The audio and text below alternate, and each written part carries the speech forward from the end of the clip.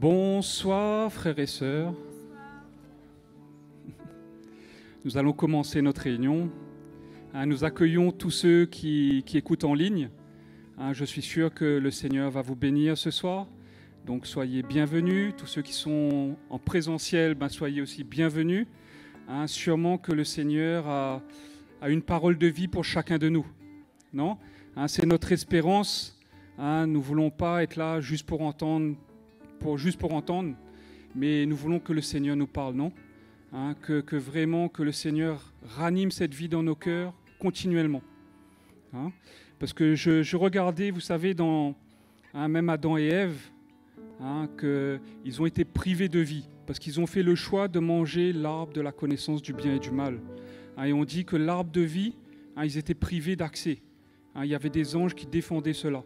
Et aujourd'hui, combien le Seigneur, il a ouvert un chemin pour nous pour que nous ayons accès à cette vie, non ? Que nous ne soyons pas privés de cette vie, frères et sœurs. Le Seigneur a payé le prix fort pour nous. Son sacrifice a été grand à la croix pour que nous puissions vraiment bénéficier de cette vie aujourd'hui. C'est pour cela, moi dans mon cœur, je ne veux pas être léger ce soir, mais que le Seigneur me parle, parce que le sacrifice de Jésus était grand à la croix, frères et sœurs. On ne veut pas négliger cela, et surtout cette vie qui veut nous communiquer en abondance ce soir. Le Seigneur dit qu'il est le chemin, la vérité et la vie. Donc c'est cela que nous voulons ce soir aussi, frères et sœurs. Amen. Donc allons nous tenir dans sa présence ce soir. Alléluia, Jésus. Alléluia. Seigneur, nous te remercions encore ce soir. Seigneur, nous voulons considérer, Jésus, combien tu es mort à la croix pour chacun de nous. Seigneur, tu as payé le prix fort à la croix. Et Seigneur, c'est par ton sacrifice que nous avons part à ta vie aujourd'hui, que nous sommes nés de nouveau, que nous t'appartenons. Seigneur, combien ce soir nous voulons disposer nos cœurs pour que tu continues ton œuvre dans nos cœurs, que tu déverses ta vie dans nos cœurs ce soir, que tu nous éclaires, que Seigneur, que ta parole soit vivante en nous, Jésus, que tu équipes ton serviteur pour nous parler encore ce soir, et que Seigneur, que si nous avons failli à un niveau ou à un autre, que Seigneur, nous savons que tu es fidèle, nous savons que tu es là ce soir, que tu vas répondre aux besoins des cœurs ce soir, et tends ta main dans chacune de nos vies, et que Seigneur, que nous puissions de plus en plus te glorifier par nos vies, Jésus. Merci Seigneur. Amen. Alléluia. Allons se réjouir dans la présence du Seigneur ce soir. On peut taper des mains, on peut louer le Seigneur ce soir. Alléluia. Louez-le, serviteur du Seigneur. Vous qui craignez son nom, élevez-le, exaltez soit son nom, louez Dieu, serviteur du Seigneur. Vous qui craignez son nom, élevez-le, exaltez soit son nom. Alléluia, notre Seigneur le Tout-Puissant règne.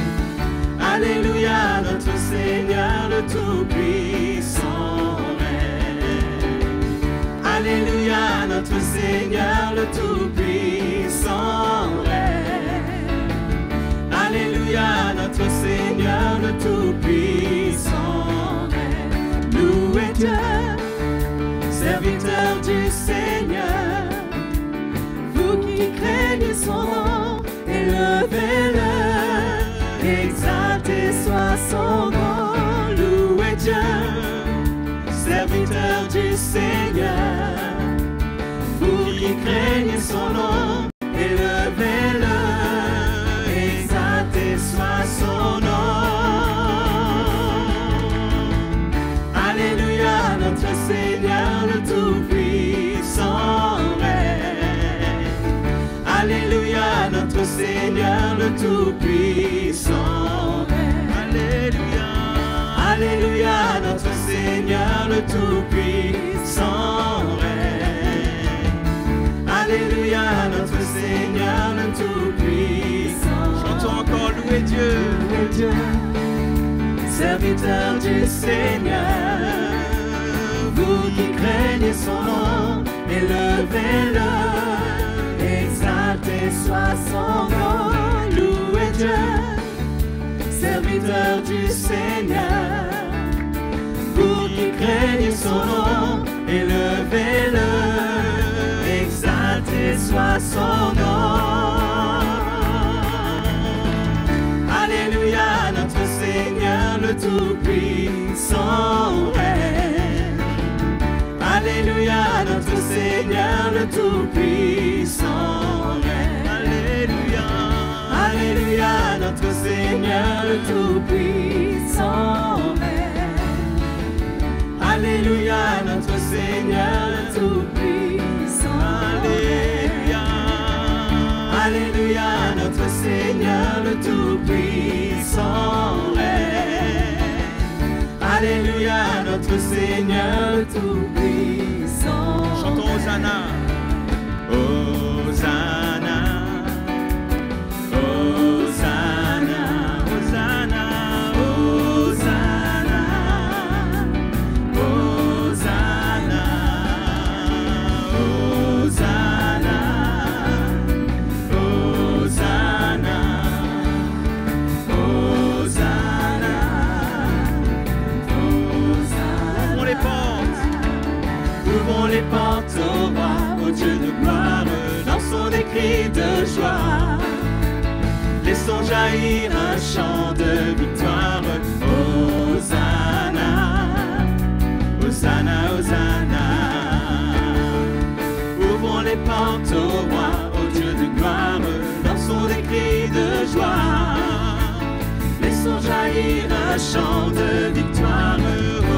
Hosanna, Hosanna, Hosanna. Marchons ensemble, l'ennemi tremble, Dieu est avec nous.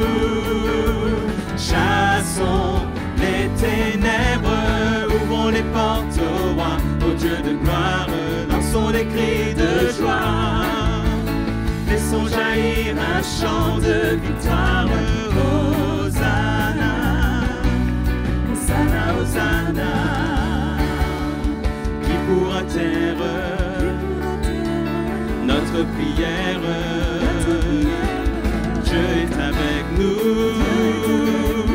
Levons sa bannière, ouvrons les portes au roi, au Dieu de gloire, lançons des cris de joie. Laissons jaillir un chant de victoire. Hosanna, Hosanna, Hosanna. Ouvrons les portes, ouvrons les portes au roi, au Dieu de gloire, laissons des cris de joie. Alléluia. Laissons jaillir un chant de victoire. Hosanna, Hosanna, Hosanna.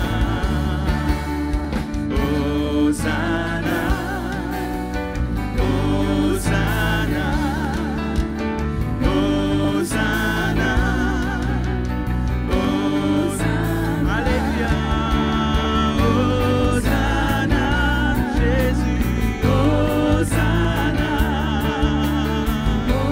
Hosanna, Hosanna. Marchons ensemble, remplis de sa vie. Dieu est avec nous. Chantons sa louange, ouvrons les portes au roi. Lançons des cris de joie. Laissons jaillir un chant de victoire. Hosanna, Hosanna, Hosanna. Hosanna, Hosanna, Hosanna. Alléluia.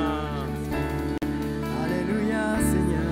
Jour de joie, jour de victoire, il étend sa main d'en haut, me retire des grandes eaux, il me saisit et me délivre. L'Éternel est mon ami, devant tous mes ennemis, Dieu se lève avec éclat, et il marche devant moi. Jour de joie, jour de victoire, il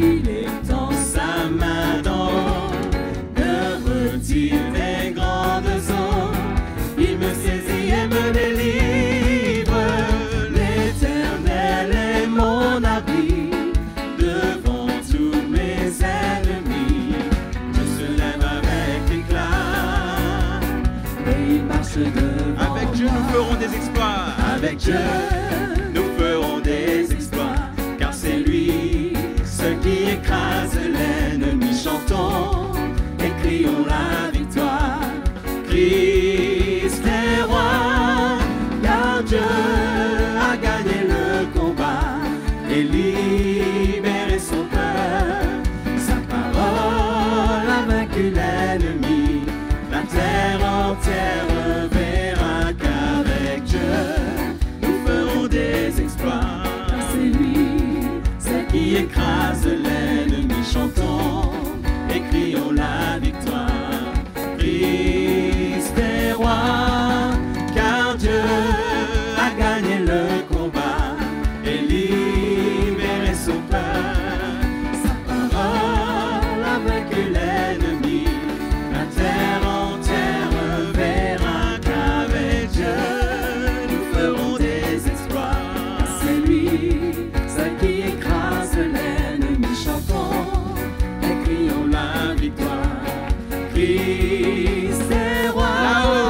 Là-haut, là-haut, un jour j'irai là-haut.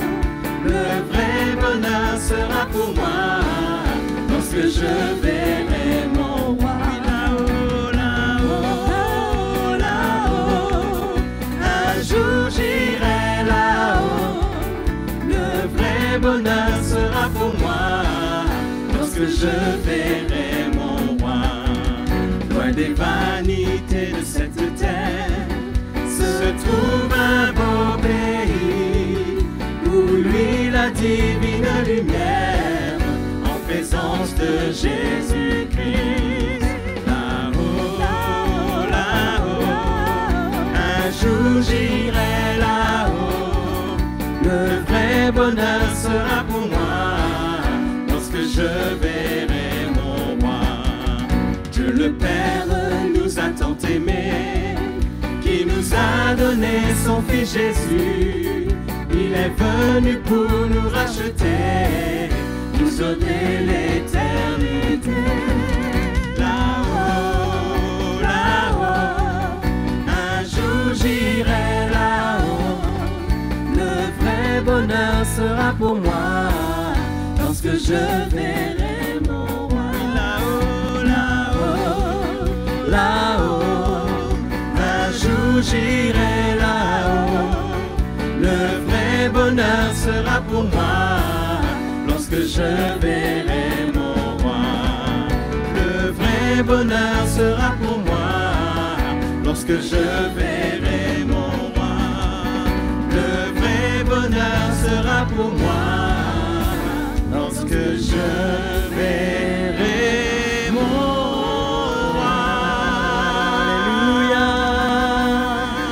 Alléluia. On peut acclamer le Seigneur ce soir de tout notre cœur. Il est grand, il est digne d'être loué. Quelle joie de t'adorer, Seigneur.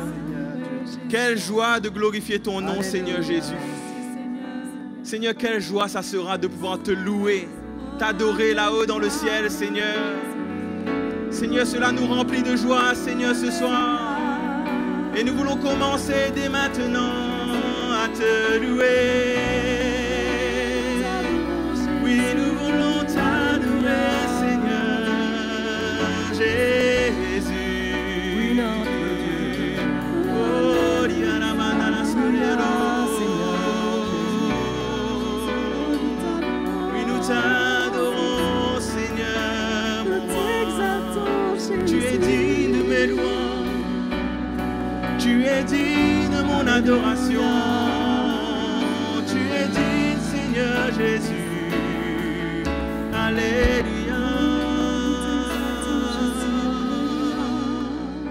Tu es notre Dieu.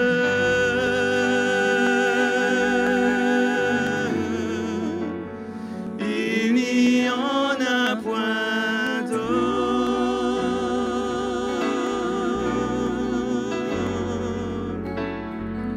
Adorons le Seigneur ce soir. Adore.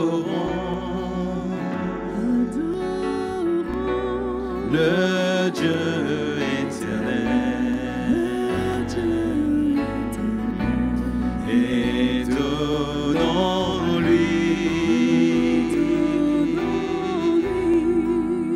la louange, lui qui a fait les cieux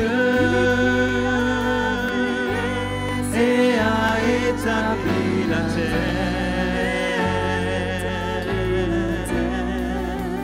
dont la gloire est révélée là-haut dans les cieux, dont la splendeur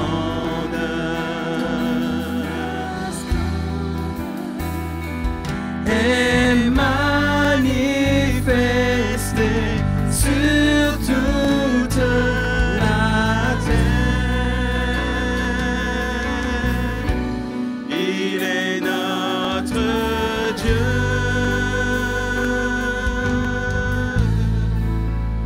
Il n'y en a point d'autre.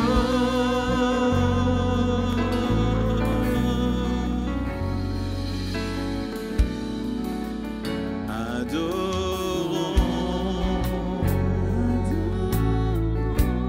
le Dieu éternel et donnons-lui la louange, lui qui a fait les cieux et a établi la terre, dont la gloire est révélée là-haut dans les cieux, dont la splendeur est manifestée sur toute la terre. Il est notre Dieu.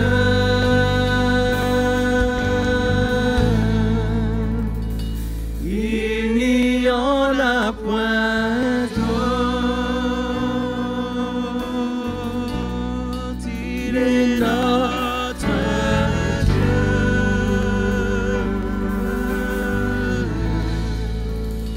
Il n'y en a point d'autre.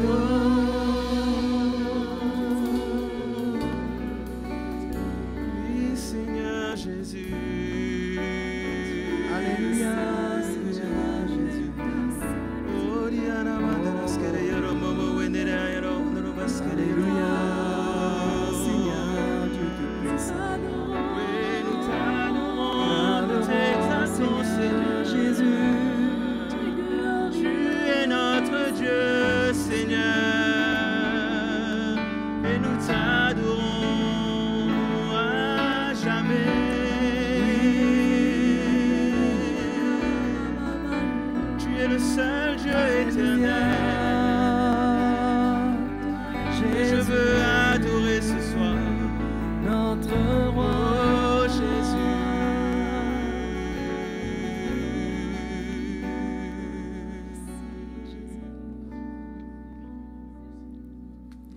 Magnifique est le Seigneur, tout mon cœur pour chanter du Dieu.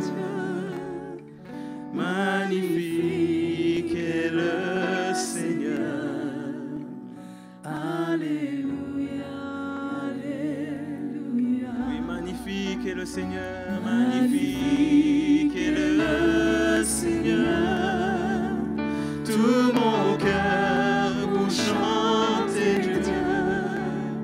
Magnifique est le Seigneur.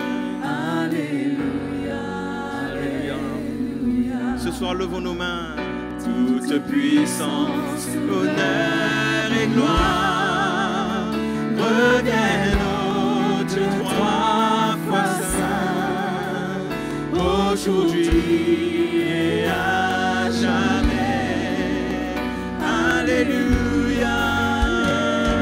Plus magnifique es-tu, Seigneur, le Seigneur.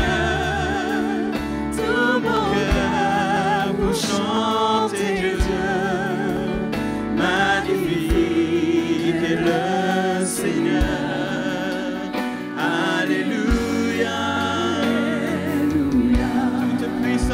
Toute puissance, honneur et gloire reviennent au Dieu trois fois saint, aujourd'hui et à jamais. Alléluia.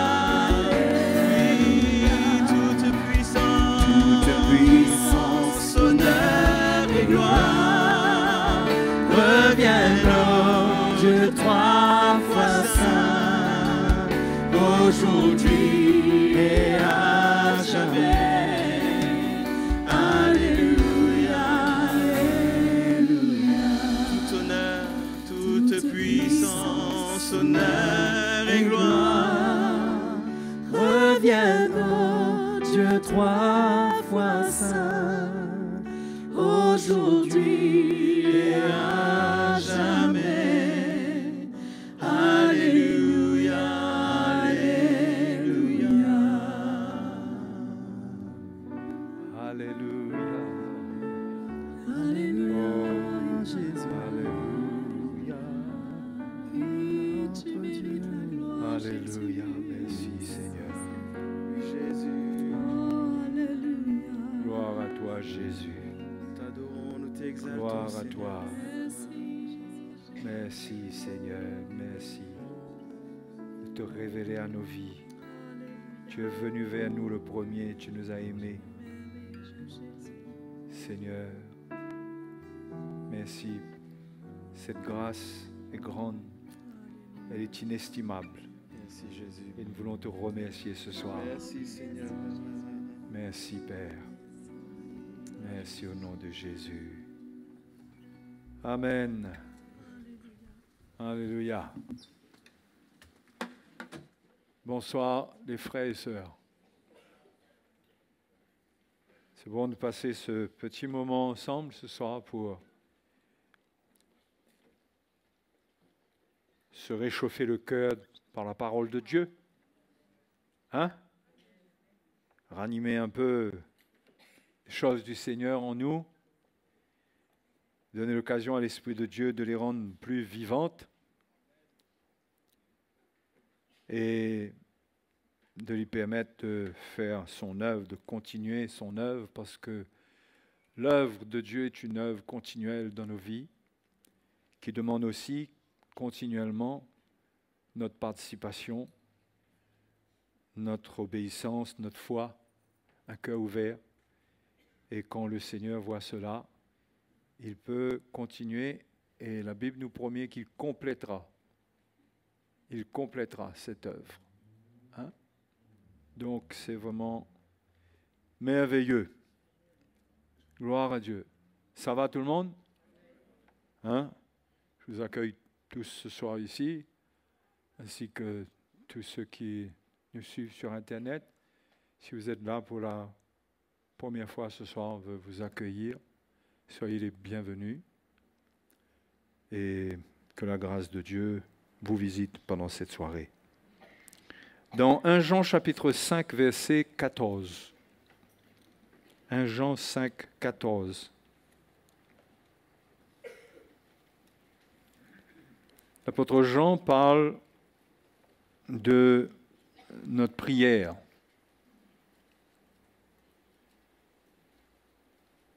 Hein? Des prières que nous adressons à Dieu. Et bien sûr, quand nous prions, nous nous attendons à ce que Dieu nous exauce, n'est-ce pas? C'est pourquoi on prie. Sinon, on ne prierait pas. On ne prie pas pour combler le vide de notre vie. Mais on prie parce que on a besoin de voir Dieu à l'œuvre dans nos vies. Et on a besoin de le voir à l'œuvre là où il doit agir. Hein? Donc, qu'est-ce que Jean dit pour nous enseigner sur notre vie de prière? Il dit, nous avons auprès de lui cette assurance que si nous demandons quelque chose selon sa volonté, il nous écoute. Et si nous savons qu'il nous écoute, nous savons que nous possédons la chose que nous lui avons demandée, quelle qu'elle soit. Amen. Et la prière peut être tellement puissante que Jean dit, si quelqu'un voit son frère commettre un péché qui ne mène point à la mort, qu'il prie. Et Dieu donnera la vie à ce frère. Ce qui suppose que nous comprenons que Dieu répond à nos prières principalement par la manifestation de sa vie. Dieu est le Dieu qui donne la vie. Il donne la vie à toutes choses, à ses enfants en premier. Sa vie est la réponse à tous nos manquements, à toutes nos lacunes. Et quand nous prions, nous devons nous attendre à la manifestation de sa vie quand nous prions pour les besoins spirituels. Le Seigneur ne va pas nous enseigner des lois à mettre en pratique, mais sa réponse, c'est de manifester la vie en nous. Hein? Parce que sa vie contient le principe de ses lois. Sa vie contient le principe de ses lois. Il vaut mieux avoir sa vie que la connaissance des principes. Non? Parce que la réponse est dans la vie. Ce n'est pas d'enseigner des choses, donner de bons principes. Mais sous la Nouvelle Alliance, c'est ce que Dieu nous donne. Donc, c'est comme ça que nous devons prier et nous attendre à la manifestation de la grâce de Dieu au travers de la vie que Dieu veut donner, veut manifester. La réponse au péché n'est pas la loi. Si tu vois ton frère commettre un péché, prie pour lui. Hein? Et Dieu lui donnera la vie. Il ne s'agit pas de le juger ou de vouloir amener un esprit légaliste, mais de comprendre que tout est dans la vie du Seigneur. Mais bien que j'ai commencé comme ça, ce n'est pas vraiment mon sujet ce soir, concernant la prière. Mais si nous considérons ce qui est le plus important dans la prière,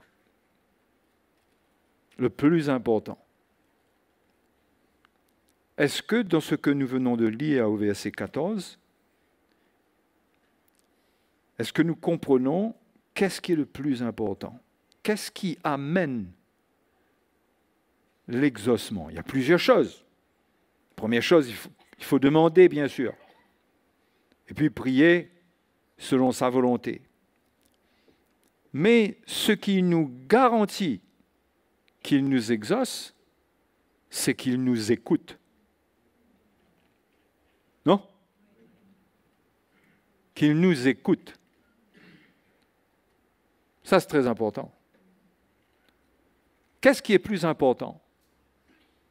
De demander. Je prends l'exemple, on demande 1000 fois et Dieu n'entend pas, ou bien on demande une fois et Dieu entend. Qu'est-ce que vous préférez, vous? Déjà, vous préférez une fois parce que c'est moins fatigant. Allez, reconnaissez-le. Mais je ne suis pas en train de parler de telle manière à couper le zèle de la prière, des moments qu'on peut avoir dans lesquels on peut être conduit. Mais je veux vous montrer comment ce qui est important pour nous, c'est de nous assurer d'être dans une position où Dieu nous écoute. Il faut comprendre que Dieu ne nous écoute pas parce qu'il est à nos ordres. Il faut bien comprendre ça. D'accord? Et ce n'est pas parce que Dieu a dit quelque chose, qu'on a foi en ce qu'il a dit, qu'on vient lui imposer ce qu'il a dit, comme si qu'il devait absolument l'accomplir. Et ça crée en nous un état d'esprit qui nous remplit d'une foi qui n'est pas vraiment saine et qui nous fait oublier qu'on doit venir avec humilité dans la présence de Dieu. Donc, ce qui est le plus important, c'est que le Seigneur nous écoute, qu'il nous entend et qu'il nous écoute. C'est vrai que la parole de Dieu nous encourage, bien sûr, à prier sans cesse. L'un des plus petits versets de la parole de Dieu, c'est dans 1 Thessaloniciens chapitre 5, verset 18, qui nous dit « Priez sans cesse ». Priez sans cesse. Et dans Luc, au chapitre 18, Jésus donne une parabole et il dit, est-ce qu'il va trouver la foi quand il va revenir? Et quand il parle de cette foi, il parle de ceux qui vont prier. Et il encourage qu'il faut toujours prier sans se relâcher. La foi nous met en action dans la prière. Plus dans la prière que dans autre chose. Pourquoi? Parce que dans la prière, nous demandons à Dieu d'agir. Sans la prière, nous agissons nous-mêmes. Donc la vie chrétienne, c'est les deux, mais c'est surtout que Dieu agisse. Okay? Donc la parole du Seigneur nous enseigne à persévérer dans la prière. Ça ne veut pas dire que c'est la quantité de paroles qu'on dit qui compte. Parce qu'ailleurs, on sait cela dans Matthieu, chapitre 6,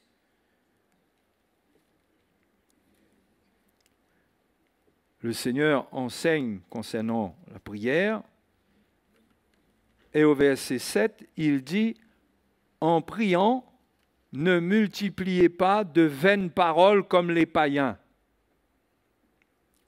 qui s'imaginent qu'à force de paroles, ils seront exaucés. »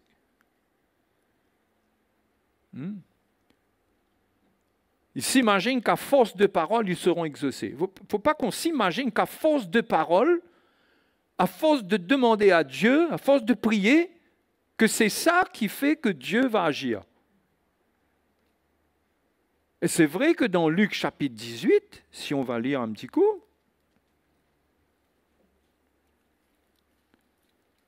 au verset 1, Jésus leur adressa une parabole pour montrer qu'il faut toujours prier et ne point se relâcher. Il dit, il y avait dans une ville un juge qui ne craignait point Dieu et qui n'avait d'égard pour personne. Il y avait aussi dans cette ville une veuve qui venait lui dire, fais-moi justice de ma partie adverse. Pendant longtemps, il refusa, mais ensuite il dit en lui-même, quoique je ne craigne point Dieu et que je n'ai d'égard pour personne, néanmoins, parce que cette veuve m'importune, je lui ferai justice, afin qu'elle ne vienne pas sans cesse me casser la tête.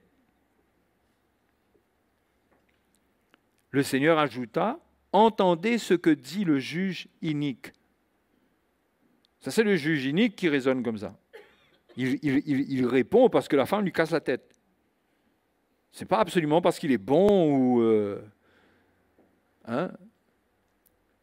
Cette femme le fatigue. Et c'est une parabole par laquelle Jésus nous encourage, et il dit au verset 7, « Et Dieu ne fera-t-il pas justice à ses élus qui crient à lui jour et nuit, et tardera-t-il à leur égard, qui crient à lui jour et nuit ?» C'est vrai. Et c'est vrai qu'il ne faut pas se relâcher. Mais ça ne peut pas contredire ce que le Seigneur dit dans Matthieu chapitre 6, lorsqu'il dit que les païens s'imaginent que c'est à force de paroles qu'ils seront exaucés.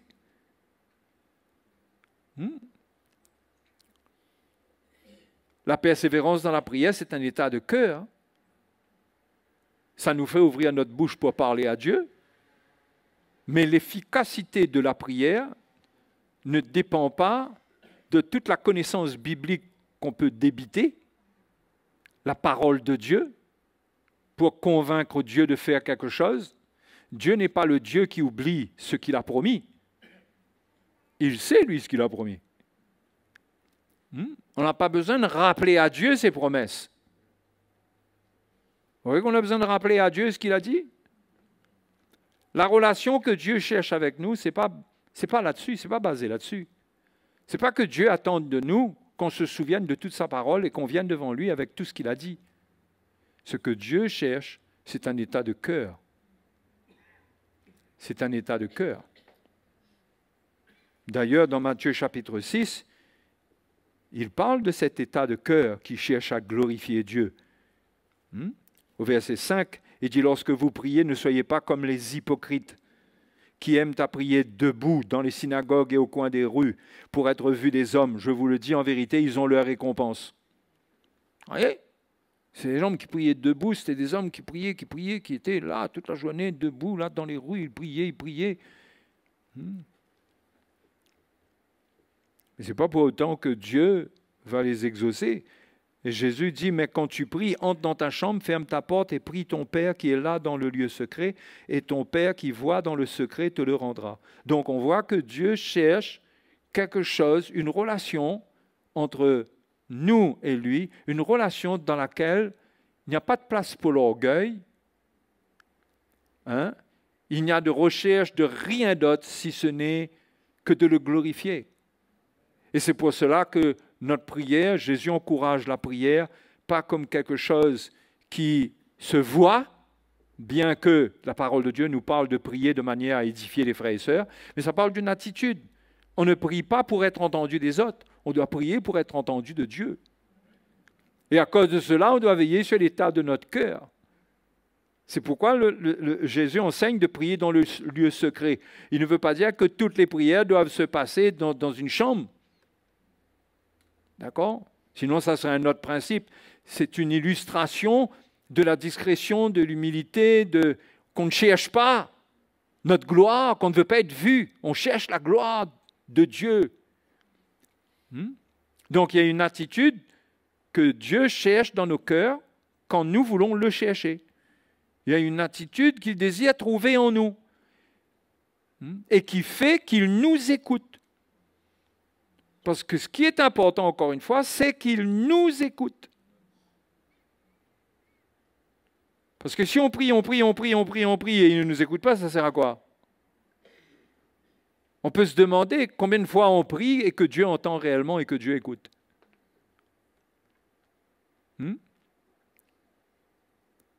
Encore une fois, ce n'est pas à prendre dans un extrême où on se dit « Ah ben dans ce cas, ça ne vaut pas le coup de prier, de passer du temps vraiment dans la prière. » Non, ce n'est pas ce que je suis en train de dire. Mais il faut remettre les choses en ordre. Ce qui est important, c'est d'être agréable à Dieu quand on prie. C'est ça qui est important. Et l'exemple nous vient de Jésus lui-même dans Jean chapitre 11. Jean chapitre 11, lorsque Lazare est mort, que le Seigneur va le ressusciter, et Lazare est dans le tombeau, d'accord? Mais au verset 41, au verset 40, déjà, Jésus dit à Marthe, verset 40, « Ne t'ai-je pas dit que si tu crois, tu verras la gloire de Dieu ?» Ils ôtèrent donc la pierre, et Jésus leva les yeux en haut et dit, « Père, je te rends grâce de ce que tu m'as exaucé. Pour moi, je sais que tu m'exauces toujours.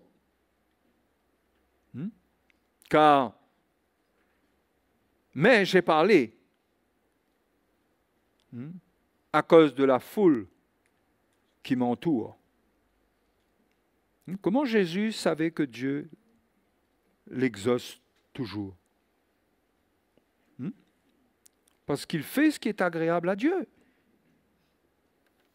Parce qu'il était agréable à Dieu. C'était le Fils en qui le Père avait mis toute son affection. Et c'est là où on doit comprendre que quelqu'un qui veut s'épanouir dans une relation avec Dieu, L'évangile doit le transformer pour lui permettre d'avoir une relation avec Dieu dans laquelle Dieu l'écoute. Et il faut comprendre que Dieu, il écoute son Fils. C'est pourquoi quand on demande au nom de Jésus, Dieu nous écoute. Mais ce n'est pas technique. Dieu écoute son Fils. C'est pourquoi Dieu a mis en nous la vie de son Fils. Quand cette vie s'exprime d'une manière ou d'une autre, Dieu nous écoute. Dieu est là. Il n'y a pas de technique. Il n'y a pas des choses à bien dire. Il n'y a pas des choses à faire dans un certain ordre. Il n'y a pas premier pas, deuxième pas, troisième pas. Mais tout est une question d'être agréable à Dieu. D'être agréable à Dieu. Et l'Évangile nous est enseigné pour que nous soyons changés, pour nous amener à la repentance, pour changer notre cœur, pour que l'Esprit de Dieu œuvre en nous, pour faire de nous des gens qui sont agréables à Dieu. Et des gens qui sont agréables à Dieu, ils sont bien dans leur relation avec Dieu parce qu'ils ressentent que Dieu les écoute quand ils prient. Ils ne prient pas juste dans le vide et qu'ils supposent que Dieu entend. Mais ils savent que Dieu les écoute. Ça fait toute la différence, mes frères et mes sœurs. Parce qu'on peut prier, prier, prier, mais est-ce qu'on a l'assurance que Dieu nous écoute? Ce n'est pas non plus un genre d'expérience mystique où on voit, on ressent quelque chose d'extraordinaire. Mais si on est agréable à Dieu, si l'Évangile œuvre en nous, ça va produire une relation qui va nous faire vivre une communion avec Dieu qui sera riche parce que Dieu va exaucer nos prières. D'accord? Et parce que Dieu, il va nous exaucer parce que nous lui sommes agréables. Nous lui plaisons. Il faut faire attention de faire de la justification quelque chose de légaliste du côté de Dieu. C'est-à-dire, nous avons été justifiés, maintenant Dieu, lui, il n'y a plus un mot à dire là. Il n'y a plus un mot à dire, nous sommes justifiés, maintenant, tout marche pour nous, et il n'y a plus cette relation de cœur pour que Dieu ressente notre cœur, mais il y a comme une loi qui est venue, nous sommes justifiés, donc Dieu, maintenant, puisque nous sommes justifiés, il doit nous exaucer. C'est comme si maintenant la justification met Dieu sous la loi.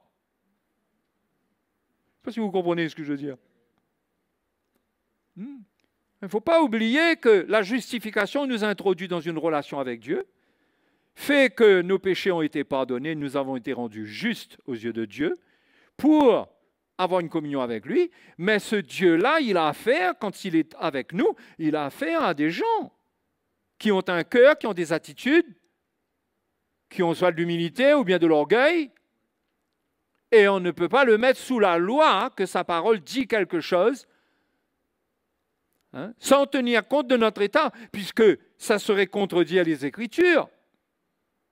Puisque qu'est-ce que la Bible dit? Dieu résiste aux orgueilleux, mais il fait grâce aux humbles. Non? Donc on ne peut pas juste prendre la parole de Dieu et dire, Seigneur, mais tu as dit, je crois, tu as dit. Ça, c'est toi qui as dit au nom de Jésus. Mais Dieu ressent notre cœur. On ne peut pas faire de sa parole quelque chose de légal qui l'oblige à faire quelque chose. Mais on doit comprendre que Dieu cherche un peuple, des enfants qui lui sont agréables, qui sont humbles, qui sont justes.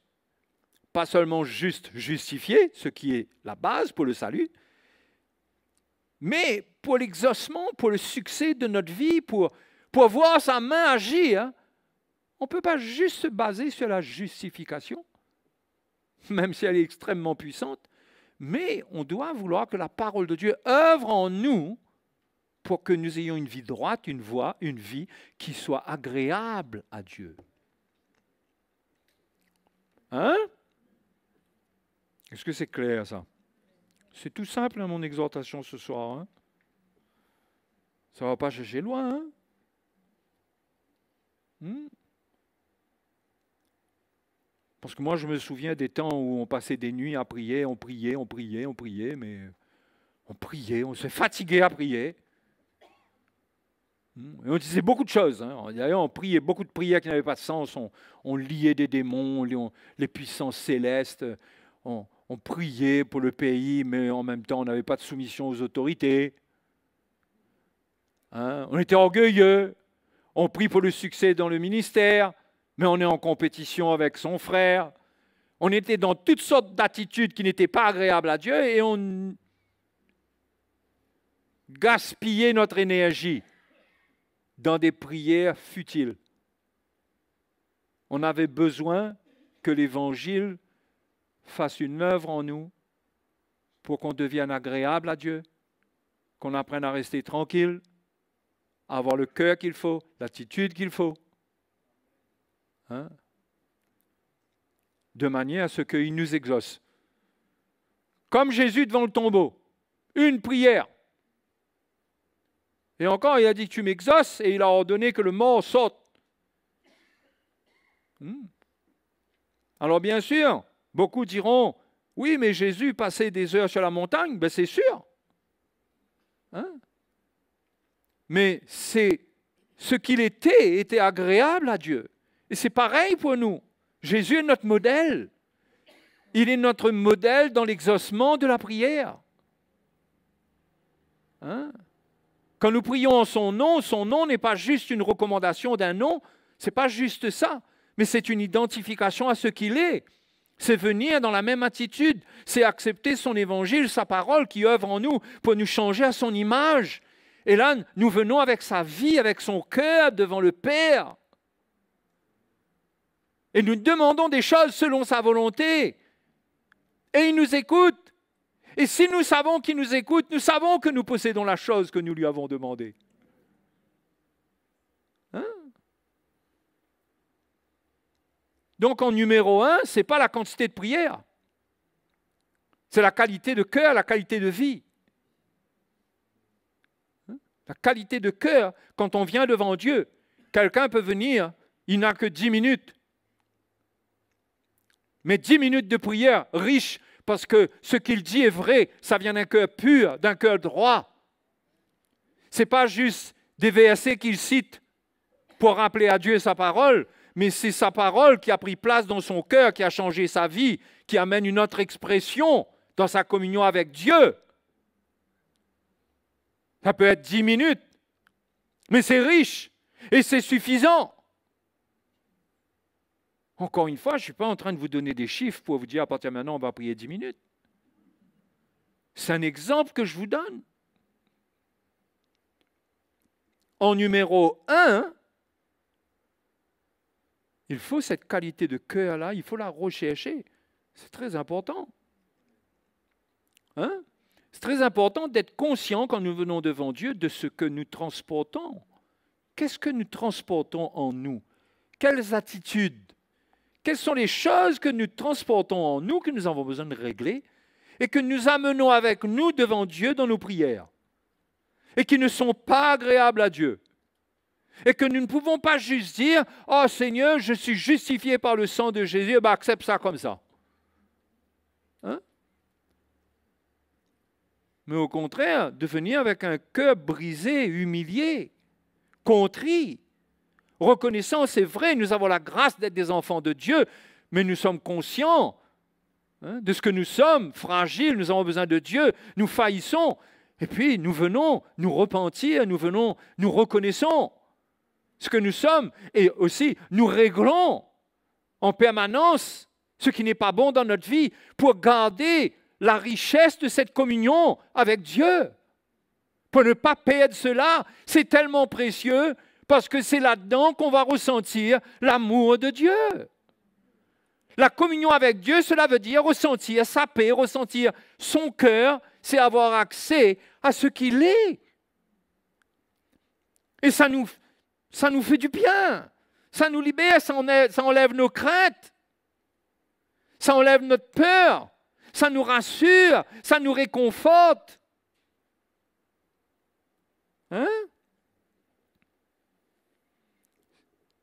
C'est pourquoi il faut s'examiner en permanence, toujours s'examiner et être conscient de ce que nous transportons.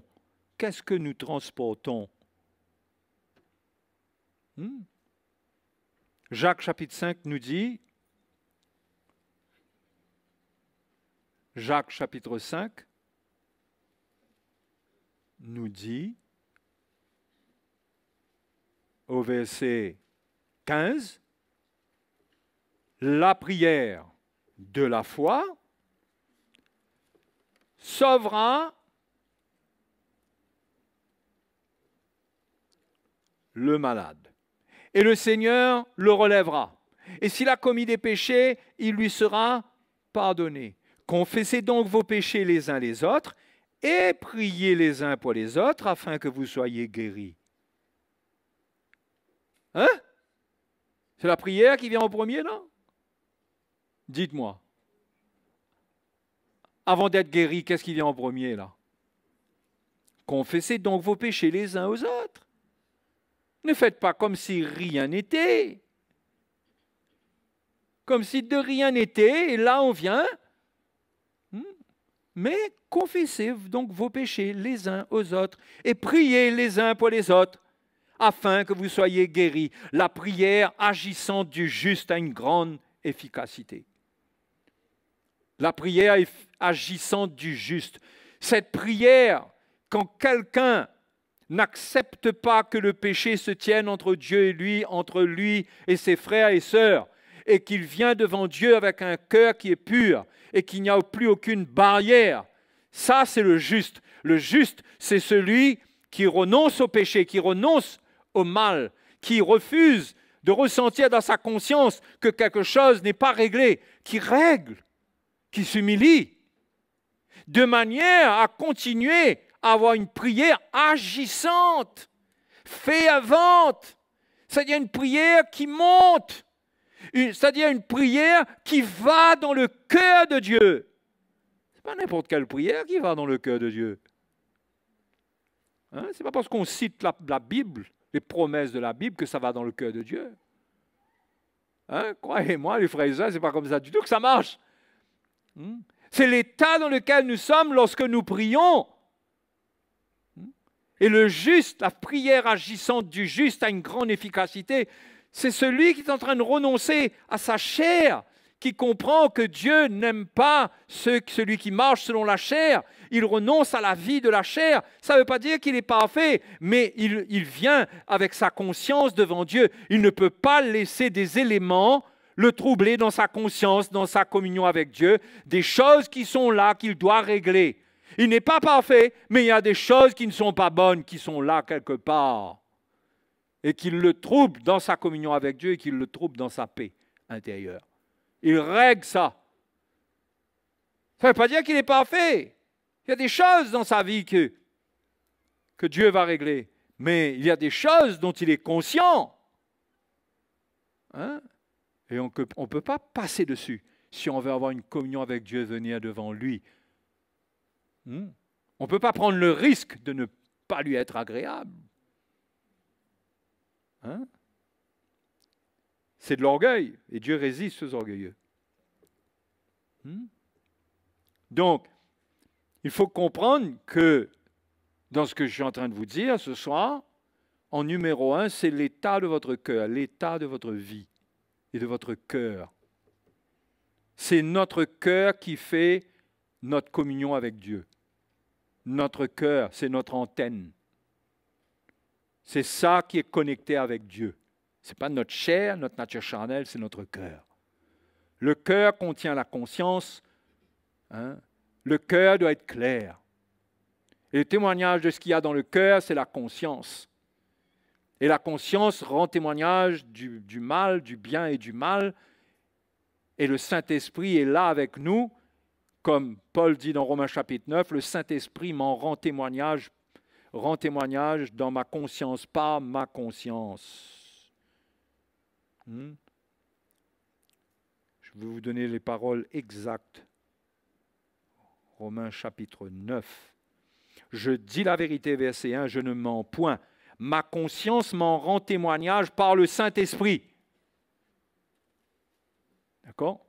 Parce que notre communion avec Dieu, c'est par le Saint-Esprit.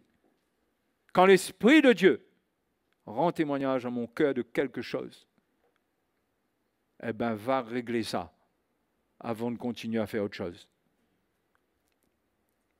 C'est au point où le Seigneur dit que si je viens apporter mon offrande et que je me souviens que mon frère a quelque chose contre moi, ça vient dans ma conscience par le Saint-Esprit. Ce n'est pas que moi, j'ai un problème avec lui, mais je ne dois même pas accepter que lui, il a un problème avec moi et je dois tout faire pour régler, pour être clair dans mon cœur que moi, je fais tout ce qu'il faut pour que le péché ne règne pas, pour que le péché ne soit pas là.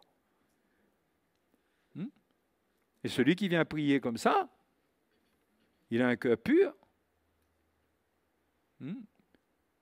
Et ses prières seront exaucées. Et son temps de prière sera riche. Le prophète Ésaïe dit, je les réjouirai dans ma maison de prière.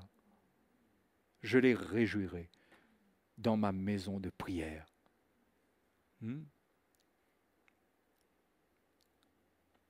Qui voit l'importance de ces choses-là? Que ce n'est pas juste organiser des programmes de prière et puis prier. Ce n'est pas non plus être à la recherche de la petite bête, non, mais c'est être sensible à l'Esprit de Dieu. Et c'est de comprendre. Au fait, parfois, on n'est pas conscient de certaines choses, mais notre cœur humble fait que on laisse Dieu entendre qu'on n'est pas parfait, qu'on le sait. Et qu'on ne prétend pas venir comme si on n'est pas parfait. Et on a une attitude humble qui lui demande quand même de nous écouter. Ce genre d'attitude, c'est une relation que Dieu veut, dans laquelle nous sommes invités.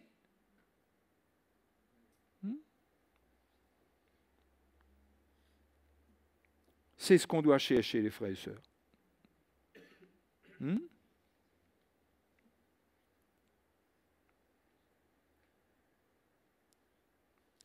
Chapitre 6, le verset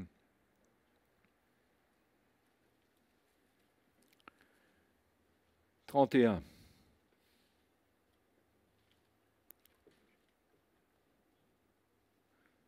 Ne vous inquiétez donc point et ne dites pas, que mangerons-nous?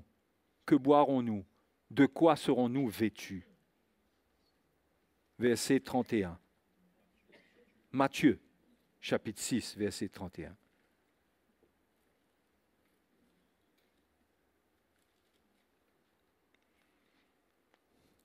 Et le verset 32 dit, car toutes ces choses, ce sont les païens qui les recherchent.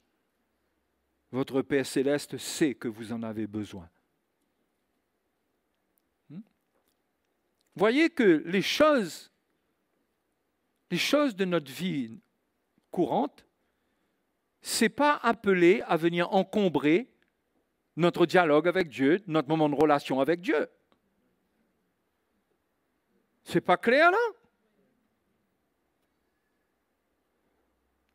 Ça ne veut pas dire qu'on ne peut pas demander à Dieu et qu'on ne peut pas se décharger quand c'est trop lourd, bien sûr. Mais ce n'est pas ce qu'on recherche. On ne recherche pas les choses naturelles. On recherche, Jésus dit, cherchez premièrement le royaume et la justice de Dieu et toutes ces choses vous seront données par-dessus. Ce qui veut dire qu'on aura prié une fois pour quelque chose, le Seigneur va prendre soin de nous et qu'il sait déjà avant même qu'on lui demande ce dont on a besoin. On croyait que la vie chrétienne, c'est insister avec Dieu pour lui faire comprendre qu'on a un besoin. Ça veut dire qu'on est intéressé par une vie terrestre si on prie comme ça. Qu'on est intéressé d'avoir un Dieu pour notre vie terrestre. Mais Dieu ne veut pas de cela. Dieu veut être le Dieu qui nous conduit dans l'éternité, qui nous transforme, qui nous change. Dieu veut être le Dieu qui nous change de gloire en gloire à l'image de Jésus. Il veut être ce Dieu-là pour nous. Il ne veut pas être le Dieu qui nous donne un travail et qui nous fait quitter l'Église. Il ne veut pas être le Dieu qui nous donne une superbe bagnole qui va nous tuer parce qu'on aura fait un excès de vitesse. Au mieux rouler à la bicyclette. Il ne veut pas être le Dieu qui nous écoute. Quand nous voulons marier quelqu'un, je parle pour les jeunes par exemple, puisqu'il s'agit de ceux qui ne sont pas mariés, bien sûr,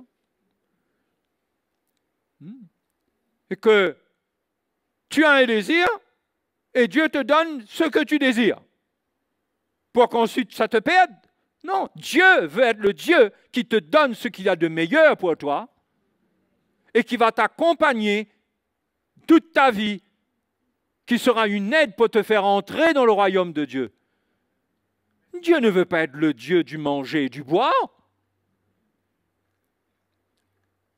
Du reste, toutes les choses qui sont pour nous, il a déjà mis cela dans la nature. C'est pour nous tout ça.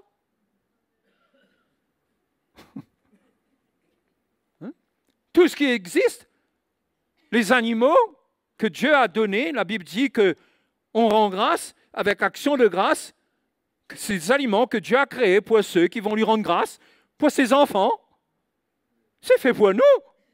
C'est à nous, en fait. N'allez pas voler un bœuf ce soir. Hein? Parce que Dieu a donné à tous les hommes.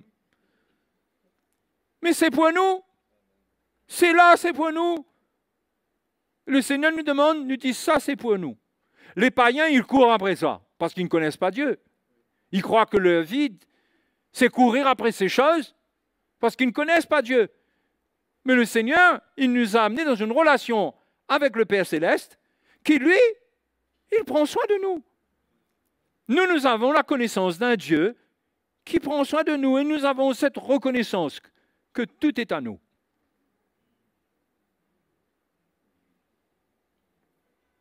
Vous trouvez ça prétentieux, présomptueux? Mais la Bible dit, tout est à vous. Les choses présentes, les choses à venir, tout est à vous. On ne va pas voler à cause de ça. Mais on doit savoir que tout est à nous. La Bible dit que Dieu prend les richesses. Il prend même de ce qui est aux riches, il donne aux pauvres, il donne à ses enfants. Il peut le faire. Il décide de ce qu'il fait parce que ça lui appartient. Celui qui gère son histoire et qui devient riche avec, il croit que c'est à lui. C'est un orgueilleux. Mais Dieu peut prendre ça de sa main et le donner à un de ses enfants. Il peut le faire. Ça ne veut pas dire que le chrétien, il se tient dans une foi qui défie tout pour réclamer. Non, on n'a rien. Jésus n'enseigne pas de réclamer quoi que ce soit. Il dit, cherchez le royaume de Dieu et sa justice, et toutes choses vous seront données par-dessus. Par-dessus. Ces choses-là ne vont pas manquer parce que le Père Céleste sait que vous en avez besoin. Ça doit être notre foi, mes frères et mes sœurs. Notre foi concernant notre vie naturelle, c'est ça. C'est que Dieu va prendre soin. Notre vie ne dépend pas des choses naturelles dans un tel état d'esprit que c'est comme si on risque de mourir de faim, on risque de ne plus avoir rien. Ça voudrait dire que Dieu a arrêté, dans ce cas, il a arrêté, il a tout annulé de son plan. C'est vrai qu'on peut être testé, c'est vrai qu'on peut être éprouvé, c'est vrai. Mais on doit toujours avoir à cœur, à l'esprit, que notre Père Céleste sait que nous en avons besoin. Et il a toujours un moyen, quelque part. Donc, on ne doit pas avoir une attitude qui est l'attitude de l'orgueil de la vie. L'orgueil de la vie, c'est croire, l'orgueil de la vie qui est dans le monde, que Jean cite à côté de la convoitise des yeux et la convoitise de la chair. L'orgueil de la vie, cet orgueil qui est dans le monde, qui fait que le monde croit que c'est à eux. C'est Dame Nature qui a établi ces choses-là. Mère Nature, Dame Nature. Et qu'ils en profitent Ils ne rendent pas grâce à Dieu. C'est l'orgueil. L'orgueil les empêche de reconnaître que c'est Dieu qui a créé ça. Et ils doivent rendre grâce quand ils touchent à ces choses-là. D'accord ? L'orgueil de la vie ne doit pas être dans nos prières, il ne doit pas être dans nos attitudes, dans notre vie. On doit reconnaître que Dieu a créé toutes choses pour nous. Hein? On doit le reconnaître dans toutes choses. Reconnais-le dans toutes tes voies. On doit le reconnaître. Et lui rendre grâce. Et il va prendre soin. Mais je ne vais pas abandonner la voie de la justice. D'accord ? Pour me construire mon petit nid sur la terre. C'est ça la tentation. C'est que quand on manque de foi, on va utiliser l'iniquité, on va avoir un cœur qui n'est pas droit pour prendre les choses du monde. On va tricher, on va mentir, on peut aller même jusqu'à voler, jusqu'à tuer. Parce qu'on n'a pas de foi en Dieu. Donc on fait les choses nous-mêmes. Ça, c'est l'orgueil de la vie qui déclenche ça. Mais nous ne sommes pas sous l'orgueil de la vie. Nous sommes en Christ. Alléluia. Nous devons être sous son évangile qui nous transmet un cœur humble où nous reconnaissons que nous possédons toutes choses. Que nous possédons toutes choses et que Dieu nous donne notre part. Mais notre vie ne dépend pas de ce qu'il y a dans ce monde. Notre vie dépend de Dieu qui dispose de ce qu'il y a dans le monde pour nous. Comme il veut selon la mesure qu'il a prévue. C'est pourquoi la Bible dit « tu ne convoiteras pas ». Parce que si Dieu donne à ton frère 5 talents, 5 000 euros, 5 millions d'euros, et toi tu n'as que 1 000 euros, et lui il a tout ça, ne convoite pas. Dieu a décidé que ce soit comme ça pour lui. Dieu sait pourquoi. Ne laisse personne te dire, ben, tu sais, si tu as la foi, là, toi aussi, tu peux le faire. C'est le péché qui parle comme ça. C'est le péché qui parle comme ça. C'est là que ça crée des problèmes. C'est pourquoi même les jeunes, restez simples. Faites attention que l'orgueil de la vie vous prenne et vous anime et que vous entrez dans des choses dans lesquelles Dieu ne vous a pas appelé à entrer. Restez simple. Il vaut mieux être simple et dormir en paix. Alléluia. Et qu'on a une petite famille très simple, mais on prie et la paix de Dieu est là, et le royaume de Dieu est là dans la famille. Ce n'est pas le royaume de l'argent, de l'opulence. C'est le royaume du Seigneur. Hein? Quand on vit comme ça, ben mes frères, mes sœurs, on est agréable à Dieu, on va prier, Dieu va nous entendre. Et Dieu va nous montrer qu'il est le propriétaire de toutes choses. Jésus est le Seigneur. Le mot Seigneur veut dire propriétaire de toutes choses. Dieu lui a donné tout. Il prend soin de nous. L'Éternel est mon berger. Sous la Nouvelle Alliance, on peut remplacer et dire Jésus est mon berger. Hein? L'Éternel est mon berger. Me conduit dans des verts pâturages. L'Éternel est mon berger, je ne manquerai de rien. Je ne manquerai de rien, ça ne veut pas dire que j'aurai tout. On confond les deux. Hein? Je ne manquerai de rien, ce dont tu as besoin pour vivre, tu ne vas pas manquer de ça. C'est ça, je ne manquerai de rien. Et il te conduit dans les verts pâturages. Les verts pâturages de la Nouvelle Alliance, c'est quoi? Jésus a dit qu'il conduit ses brebis dans les pâturages, qu'il est la porte.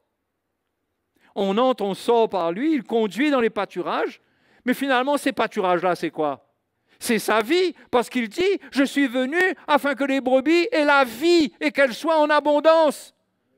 Le pâturage dans lequel Dieu veut nous voir paître, et dans lequel le berger nous conduit et il nous paie, c'est la vie. Sa vie.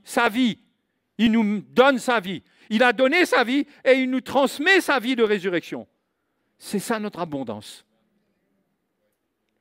Le reste, nous vivons dans un corps qui a des besoins et Dieu sait quels sont les besoins et Dieu va pourvoir. Mais l'abondance que le Seigneur veut nous donner, c'est l'abondance de cette vie. Hein? Et on doit être dans la foi, et c'est pourquoi un chrétien, selon l'encouragement que Paul donne à Timothée, il vit dans le contentement. Il ne tombe pas dans les pièges de la cupidité, de l'amour, de l'argent. Des pièges dans lesquels tombent des chrétiens qui ont été séduits et qui sont tombés. La Bible dit dans des désirs pernicieux qui plongent les hommes dans la ruine, qui éloignent leur cœur de Dieu. Ils ont saisi une vision de la vie qui n'est pas celle de Dieu. Ils veulent posséder et ils vivent pour posséder. Mais ils ne réalisent pas que ce n'est pas des démons qui les possèdent. Ils sont possédés par l'amour de l'argent. Ils sont gérés par ça. Dieu n'est plus leur Dieu. Mammon est leur Dieu. Un chrétien doit refuser que Mammon règne sur le trône de son cœur. Hein? C'est pourquoi un chrétien qui gagne, qu'est-ce qu'il fait? Il donne. Il bénit. Il s'assure qu'il ne vit pas pour lui-même avec ce qu'il gagne. Mais il met sur l'autel pour la cause du royaume de Dieu. Oui. C'est la mentalité du chrétien dans le royaume de Dieu. Il ne vit pas pour lui. Il fait attention à la corruption que peut produire l'argent. Et surtout les serviteurs de Dieu en numéro 1. Hein? Il y avait un homme de Dieu comme ça. Quand on lui donnait quelque chose, il donnait tout. Il disait qu'il ne voulait rien garder parce qu'il ne voulait pas être corrompu par l'argent. Hein? Je ne dis pas que c'est ce qu'il faut faire à la lettre. Mais lui, c'était comme ça qu'il voyait les choses. Pour dire à quel point il voyait le piège dans lequel il pouvait tomber, lui, d'après ce qu'il ressentait. Et nous, les chrétiens, devons faire attention, nous tous. C'est pourquoi nous devons constamment offrir des sacrifices. Dieu nous bénit, on offre des sacrifices. Dieu prend soin de nous, il nous donne des semences, on prend soin du royaume de Dieu, de la maison de Dieu. C'est notre honneur devant lui, ça. C'est notre joie, c'est notre privilège. On arrête de faire ça, on rentre dans l'esprit du monde et on commence à avoir un autre style de prière. Vous savez quel genre de prière? Jacques chapitre 4. Jacques chapitre 4. Et là, on va trouver le mal bien décrit là. Jacques chapitre 4, mes frères et sœurs. Jacques chapitre 4, verset 1. D'où viennent les luttes et d'où viennent les querelles parmi vous? N'est-ce pas de vos passions qui combattent dans vos membres? Vous convoitez et vous ne possédez pas. Pourquoi? Parce que Dieu résiste à celui qui convoite. Il résiste à l'orgueil qu'il y a dedans. Plus devant, au verset 7, verset 6, il dit, Dieu fait grâce aux hommes, mais il résiste aux orgueilleux. Donc vous convoitez, vous ne possédez pas. Vous êtes meurtriers envieux. Vous voyez là, jusqu'où ça va? Et vous ne pouvez pas obtenir. Vous avez des querelles et des luttes et vous ne possédez pas parce que vous ne demandez pas. Ça veut dire quoi? Vous n'arrivez pas à demander comme il faut demander. Vous demandez et vous ne recevez pas parce que vous demandez mal dans le but de satisfaire vos passions. Voyez, si on laisse l'esprit du monde entrer dans notre cœur, ça change nos attitudes, ça crée en nous des désirs et ça vient changer tout et ça vient changer notre manière de prier même. Notre manière de croire. Nous en arrivons à croire que nous devenons un petit peu le centre du monde, quoi. Dieu est là pour nous, personnellement. Mais parfois, on ne réfléchit pas. Hein. Parfois.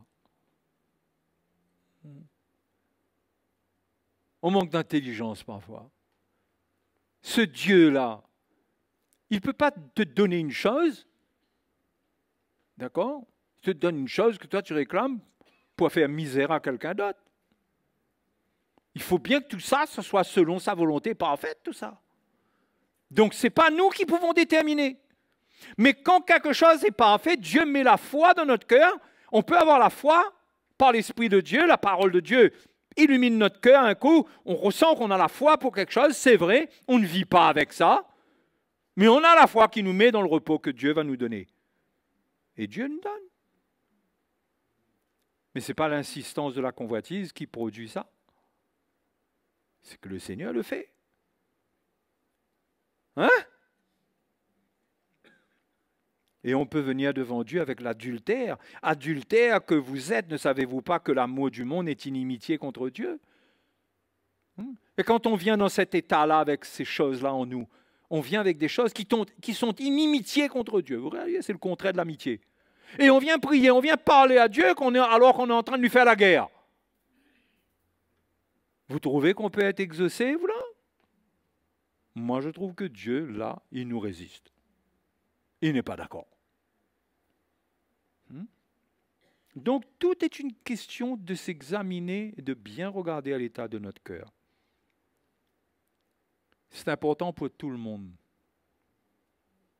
Allons regarder dans 1 Pierre chapitre 3 et je vais encourager les maris.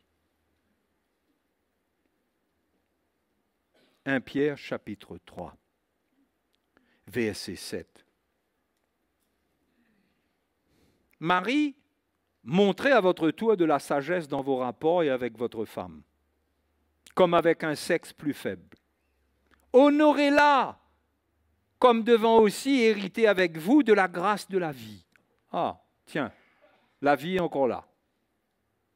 Qu'il en soit ainsi, afin que rien ne vienne faire obstacle à vos prières.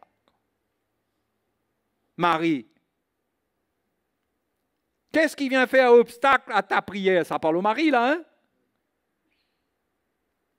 C'est l'attitude que tu peux avoir envers ta femme, et Dieu trouve de l'orgueil dedans. Dieu trouve quelque chose qui ne lui est pas agréable, et tu pries, et cette chose qui est en toi, qui t'anime, eh bien, quand tu pries, ça annule ta prière, ça fait obstacle. Là, tu peux crier au nom de Jésus. Tu peux crier fort au nom de Jésus même. Tu veux prendre un micro et acheter toutes les sonos du monde, diriger ça vers le ciel. Je te dis, le Seigneur restera sourd à ce que tu vas dire. Parce que c'est clair que ça vient faire obstacle.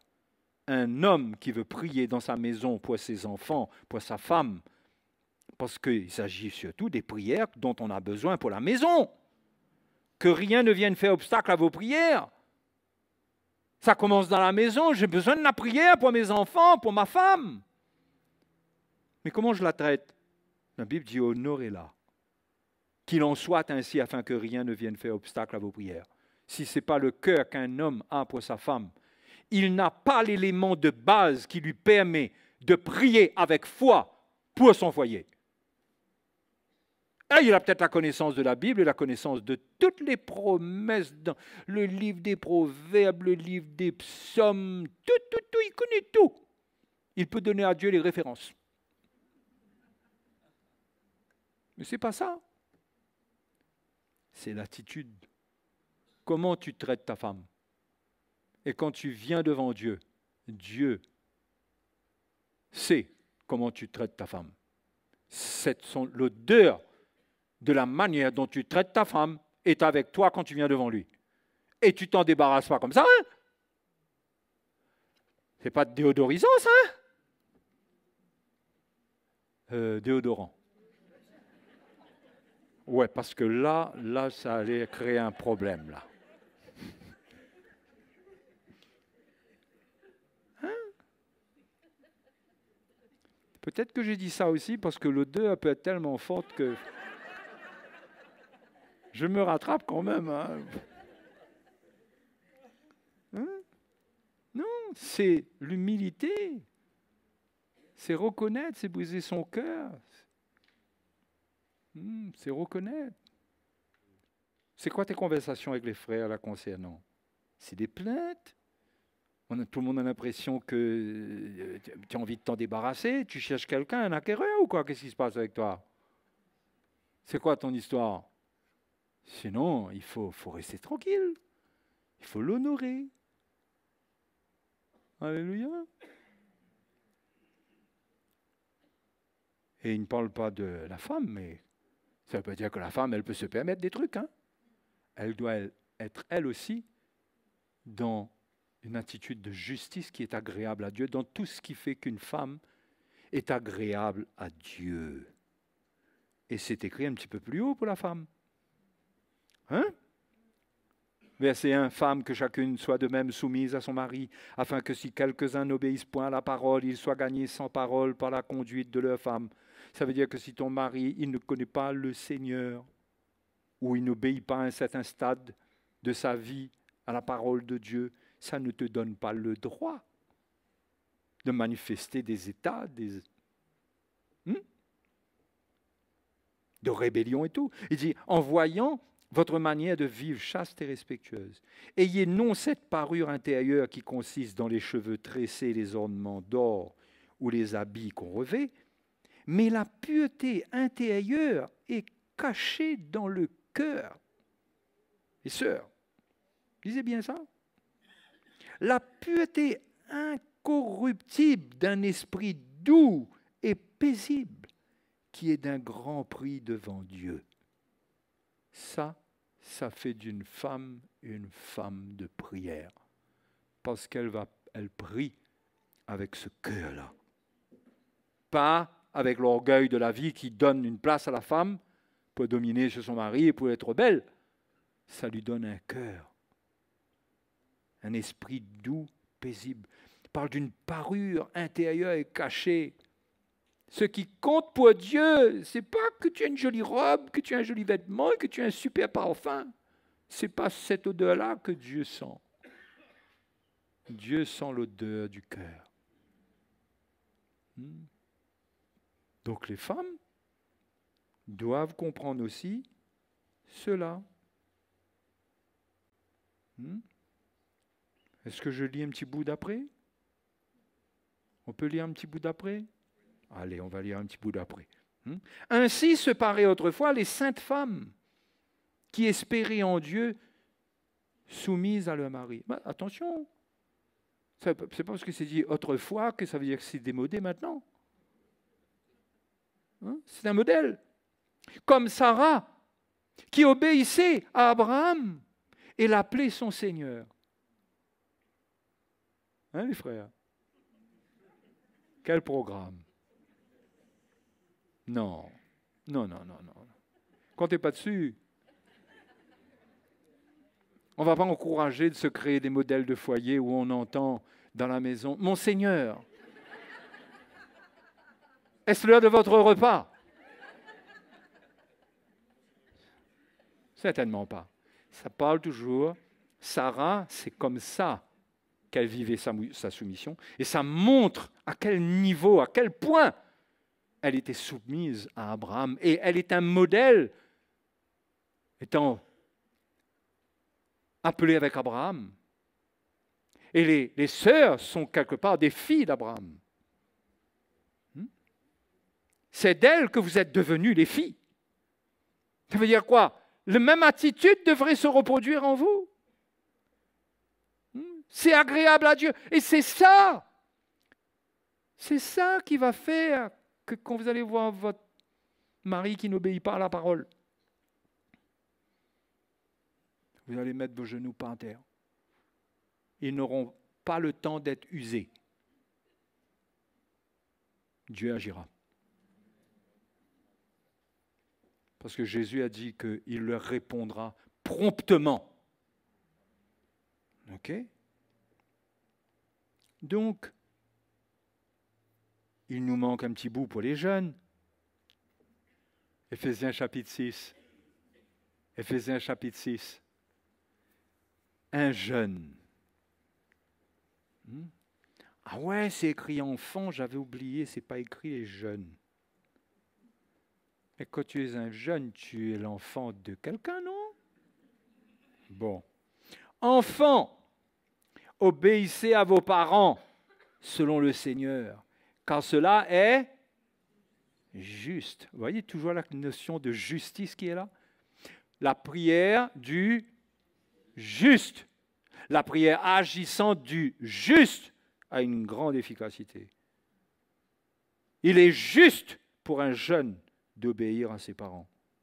Il n'est pas juste pour un jeune de lever sa tête vers son papa et sa maman d'un air effronté pour les défier et leur répondre. Cela n'est pas juste. Et qu'ensuite, on vienne devant le Seigneur comme si rien n'était pour prier. Hein? Ce n'est pas juste. Mais regardez la suite. Honore ton père et ta mère. C'est le premier commandement avec une promesse. Afin que tu sois heureux et que tu vives longtemps sur la terre. Ça veut dire quoi? Dieu a tout un programme pour toi. Non? Pendant toute ta vie, Dieu a tout un programme pour toi.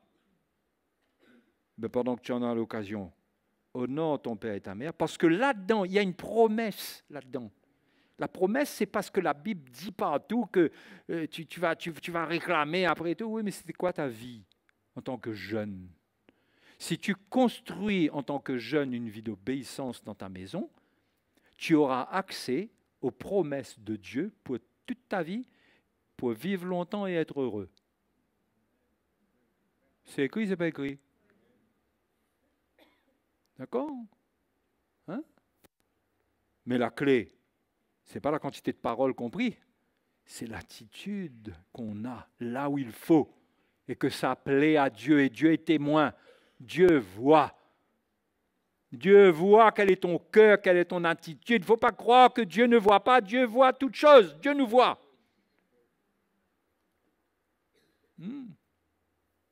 Du temps des Juifs, il dit, l'Éternel a été témoin entre toi et ta femme, et la femme de ton alliance à laquelle tu as été infidèle. Dieu a été témoin. Dieu voit toutes choses. Il voit comment le jeune il vit dans sa maison. Et ce qu'il vit, l'esprit dans lequel il vit, ça fait qu'ensuite, quand il vient prier, il est agréable à Dieu. Non? Et les promesses de Dieu sont préparées pour lui. Ce que Dieu a déjà promis, c'est pour lui. Et sous la Nouvelle Alliance, la grande promesse, c'est la vie éternelle. C'est la vie éternelle. Alléluia. Ça, c'est le numéro 1. Et il y a tout ce dont tu auras besoin sur la terre. Le Seigneur prendra soin de toi, jeunes gens. Ne minimise jamais ton cœur et tes attitudes dans ta relation avec tes parents. Ton attitude. OK? Ton attitude. Veille sur ton cœur plus que toute autre chose. Parce que c'est là-dedans que se trouve la clé pour les promesses pour ta vie. Ça ne veut pas dire que quelqu'un qui aura été désobéissant, il n'y a plus rien pour lui. Je ne suis pas en train de dire ça, parce que la grâce de Dieu, d'une manière, quand quelqu'un se repent et tout, il y a des choses qui peuvent se passer. Mais là, on parle de choses qui sont sûres et qui font que la prière, elle peut être puissante, parce qu'elle est basée sur quelque chose qui...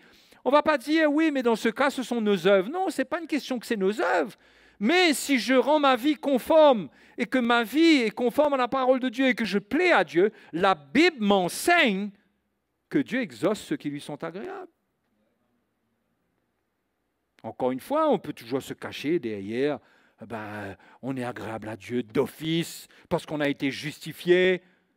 Non, on a été justifié, nous sommes les enfants de Dieu. Ça ne veut pas dire que nous sommes des enfants de Dieu agréables à Dieu. Parce que la Bible dit que celui qui marche selon la chair ne saurait être agréable à Dieu. Donc, si on va avoir une vie, mes frères et sœurs, de communion avec Dieu, riche, ça passe par la justice, par être agréable, et Dieu nous écoutera. L'Éternel entend les justes lorsqu'ils crient à eux. Psaume 38. Il entend les justes lorsqu'ils crient à eux. Et il les délivre de toute leur détresse. Alléluia. Il les délivre de toute leur détresse. Oui, on aura des moments difficiles. Le même psaume dit que le malheur atteint souvent le juste. Mais l'Éternel en délivre toujours. Le juste. Oui, ça ne te garantit pas que tu auras une vie facile, parce qu'au contraire, tu seras persécuté. Tu auras des choses, il y a des choses qui vont se passer, mais Dieu sera avec toi. Dieu saura te rejoindre dans ton salon le soir, lorsque tu seras avec tes larmes, parce que tu payes le prix et que c'est difficile pour toi. Dieu viendra là. Il te réconfortera, tu lui parleras, il entendra, il répondra, il passera du baume sur ton cœur. Alléluia. Tu ne seras pas seul. Ça n'éteindra pas le feu, mais le feu ne te brûlera pas. Amen. Donc, mes frères et sœurs, l'évangile, ce n'est pas venir devant Dieu et puis, ouais, alléluia, gloire à Dieu, ouais, oui, ça même ça, alléluia. Non. L'évangile, c'est une remise en question de ton état, de ta vie. Nous sommes des enfants de Dieu, nous avons été rachetés, mais maintenant, nous sommes l'ouvrage de Dieu. Dieu veut œuvrer en nous, parce que Dieu veut nous avoir avec lui. Si nous lui résistons à son œuvre, il va nous résister. Ça ne veut pas dire que nous sommes perdus, hein, mais il va nous résister. Nous serons de malheureuses créatures dans ce monde, en train de nous battre, en train de vivre avec la convoitise, les querelles, meurtriers, envieux, pas contents, disputes dans le foyer, on n'est pas bien à tous les niveaux, on va travailler, on n'est pas heureux, on ne travaille pas, on se plaint, il pleut, on n'est pas bien, il ne pleut pas, on n'est pas bien. Vous avez remarqué ça? C'est rare, la pluie qui tombe, quelqu'un qui rend grâce au Seigneur. Alléluia, il pleut, merci Seigneur. Tiens, là, il pleut encore. Après, s'il n'y a pas de pluie, tu sais pas où il est la pluie? Non, mais c'est comme ça qu'on est, hein. Je me mets dedans, hein. On est comme ça, hein. On est comme ça. Mais il faut qu'on change. Qu'on soit reconnaissant au Seigneur pour ses bienfaits. Alléluia. Dieu est avec nous. Ce n'est pas un sujet de fierté qui nous rend orgueilleux, mais notre cœur est brisé parce que nous ne méritons rien. Quand nous prenons sa parole et que nous venons prier, nous ne venons pas comme des gens qui méritons quelque chose. Ah Seigneur, maintenant nous méritons parce que Jésus, il est mort pour nous maintenant. Hein? Donne-nous. Non, on est brisé. On ne mérite rien. Jésus a tout accompli pour nous. Nous reconnaissons l'amour de Dieu. Nous venons dans une attitude humble. Et Dieu nous entend, nous écoute et nous exauce. Alléluia. Ah, je veux vivre ça. Et moi, je vais vous dire, hein, je termine. La vie chrétienne, sans ça, c'est que de l'arrogance, c'est que de l'orgueil, c'est de la vanité, c'est des paroles creuses, c'est cette espèce de foi fabriquée où on essaye d'être positif. Il faut être positif, mon frère. Hein? Dis pas ça, confession négative comme ça. Non, il faut être positif. Et là, notre machine est rouillée, là, elle est pleine de tomber en panne. Là, il faut qu'on fasse comme si que la carrosserie est bien, le moteur tourne bien. On fait entendre un bon petit bruit, là. Ça ne marche pas. Ça ne marche pas. Il faut qu'on soit selon ce que la parole de Dieu nous montre. Des gens qui deviennent agréables à Dieu. Alléluia. Amen. Jésus est bon et merveilleux. Il nous a appelés à vivre avec notre Père Céleste, avec lui. Oh, que c'est extraordinaire. Mais Dieu résiste aux orgueilleux. Sois pas orgueilleux là-dedans. Viens pas avec ton orgueil. Viens pas battre la poitrine. Viens pas défier le Seigneur avec sa parole. Non. Tiens-toi humblement. Allez, mettons-nous debout. Prions. Alléluia. Notre Dieu est merveilleux. Qui, vous le reconnaissez? Vous reconnaissez sa grande bonté? Hein? Notre Dieu est bon? Dieu est bon pour vous? Vous avez la preuve qu'il est bon? Quelle preuve vous avez qu'il est bon? Vous dites qu'il est bon, mais pour quelle preuve vous avez qu'il est bon? Ben, c'est tout ce que sa parole dit qui est vrai pour nous. Tout nous appartient, mais on ne prend pas tout. On est heureux, Dieu est là avec nous. Il sait ce qui nous manque aujourd'hui, il sait ce qui nous manquera demain, il prépare. Notre vie est planifiée par Dieu. Nous sommes dans la main du Seigneur. Alléluia. Oh, allons bénir le nom de Jésus. Allons le bénir. Notre vie n'est pas fondée sur le matérialisme. Notre vie est fondée sur Jésus-Christ. Nous apprenons à ne pas aimer ce que le monde aime. Nous apprenons à ne pas aimer les choses du monde, l'esprit du monde. Nous aimons ce qui anime Jésus. Et nous voulons aller avec lui pour le vivre pleinement un jour. Pleinement. Alléluia. Nous te bénissons. Nous t'adorons. Nous t'adorons. Ô notre Seigneur, qui est comparable à toi? Qui est comparable à toi? Nous t'adorons ce soir. Nous bénissons ton nom. Ton nom est merveilleux. Ton nom est digne d'être prononcé, chanté, loué, glorifié. Ton nom est digne, Seigneur. Sois béni, sois béni. Merci. Qui veut remercier le Seigneur pour sa vie? Remerciez-le pour votre vie. Vous croyez que votre vie, elle est si malheureuse que ça? Ouvrez vos yeux dans l'esprit et voyez, entendez ce que Dieu vous dit. Les souffrances du temps présent ne sauraient être comparées à la gloire à venir. Nous sommes riches de la gloire de Dieu qui vient. Alléluia. Merci Seigneur. Merci Seigneur, merci Seigneur. Sois glorifié. Sois glorifié, sois glorifié, sois glorifié. Sois glorifié.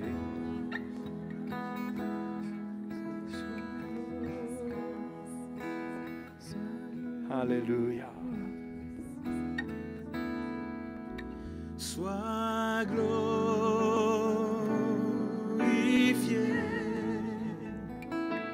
Sois élevé. Alléluia. Et dans nos cœurs et par nos vies, sois glorifié. Venons devant lui, nous accueillir, Seigneur, sois glorifié,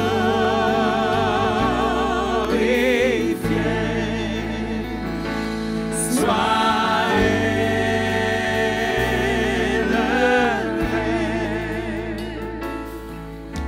et dans nos cœurs et par nos vies, sois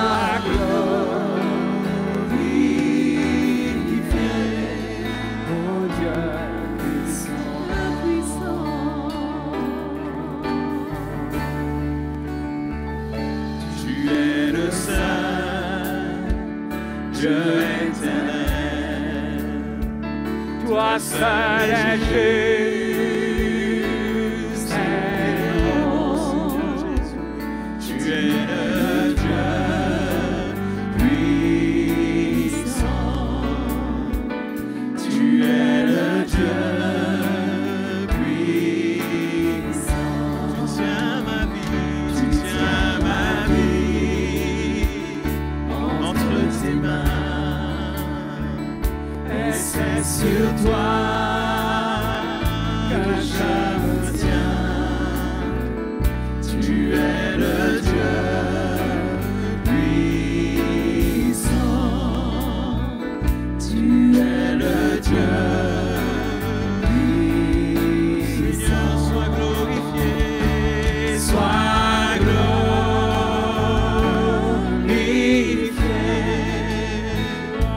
Sois élevé.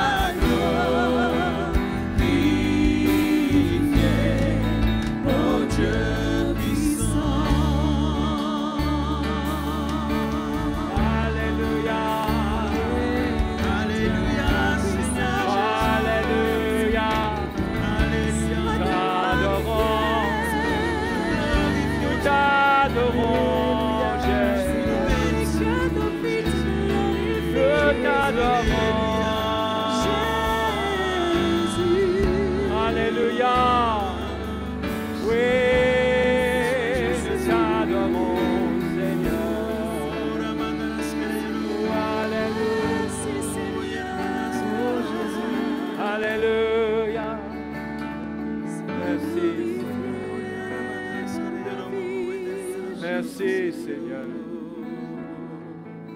Alléluia. Alléluia. Est-ce que Jésus est votre berger? Est-il vraiment votre berger? Le berger qui vous conduit, ce n'est pas vous qui le conduisez. Ce n'est pas vous qui décidez. C'est lui qui vous conduit. Et quand il le fait, il vous conduit dans les pâturages de la vie abondante. Laissez-le faire. Laissez-vous porter dans la vie par sa main puissante. Laissez-le vous amener à traverser les flammes, les flots, les tempêtes. Laissez-le. Laissez-le, il ne faillit jamais. Il l'a démontré dans sa parole. La tempête ne peut pas venir le défier quand il est dans la barque, quand il est avec ses disciples. Il a l'autorité sur tout. Amen. Laissez-le. Et même s'il dort dans la barque, on dirait qu'il dort. Mais parce qu'il est là, même en dormant, il est dans la victoire. Il est victorieux. Alléluia. Mes frères, mes sœurs, il faut s'édifier pour être dans la foi. Pour avoir une foi saine, vraie, qui nous réjouit. Une vraie foi. Où on arrête de revendiquer, de réclamer, ou je ne sais pas trop quoi. Mais on reste en paix. Notre Père sait que nous en avons besoin. Alléluia. C'est bon comme ça? Hein? Il n'est pas merveilleux le Seigneur? Que le Seigneur vous bénisse. Bon retour chez vous. Et merci d'être venu.